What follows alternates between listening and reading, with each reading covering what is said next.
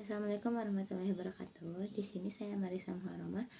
Saya dari kelas manajemen manajemen 21K. Di sini saya ditugaskan untuk membuat video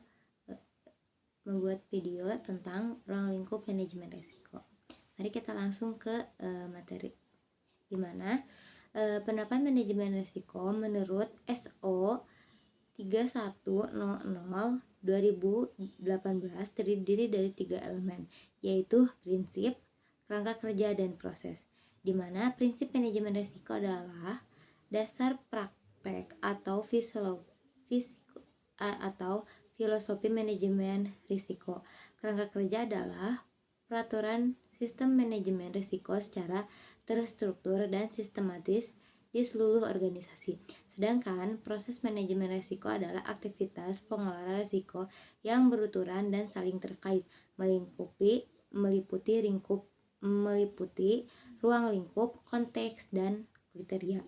Di sini bertujuan untuk menetapkan ruang lingkup, konteks, dan kriteria adalah penyesuaian proses manajemen risiko, memungkinkan penilaian risiko yang efektif dan pelakuan risiko yang tepat, penetapan lingkup, konteks, dan kriteria yang meliputi penempatan divisi, ruang lingkup proses, dan pemahaman dan konteks eksternal dan internal.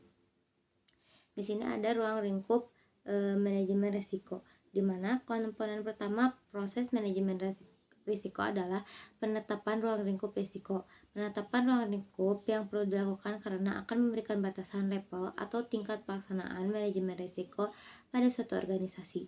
Manajemen risiko adalah bagian dari tata kelola atau governance yang harus terintegrasi di dalam proses organisasi. Penerapan manajemen risiko yang memerlukan kepemimpinan dan komitmen dari manajemen puncak, serta keterlibatan aktif semua anggota organisasi. Setiap organisasi dapat menetapkan ruang lingkup manajemen risiko pada level yang berbeda dengan organisasi lainnya. Ruang lingkup manajemen risiko dapat dibatasi, misalnya pada level strategis, operasional, program, proyek, atau kegiatan lainnya.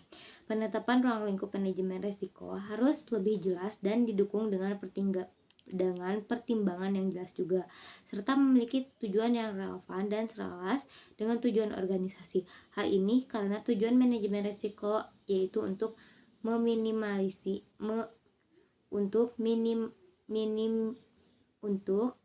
minimasi kerugian dan meningkatkan kesempatan atau peluang.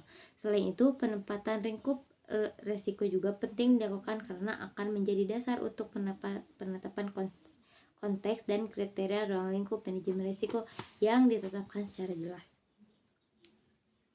Di sini ada hal-hal yang penting yang harus dipertimbangkan dalam penentuan ruang lingkup manajemen risiko, antara lain yaitu yang pertama, tujuan dan keputusan apa saja yang harus dibuat. Kedua, hasil yang diharapkan atau outcomes expected dari suatu proses manajemen risiko.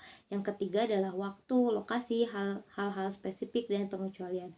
Keempat, alat dan teknis penilaian risiko secara tepat. Yang kelima, sumber daya yang diperlukan, tanggung jawab, dan dokumentasian atau pencatatan. Yang terakhir adalah keterangan dan program atau proyek lain, proses, data, atau aktivitas lainnya. Mungkin hanya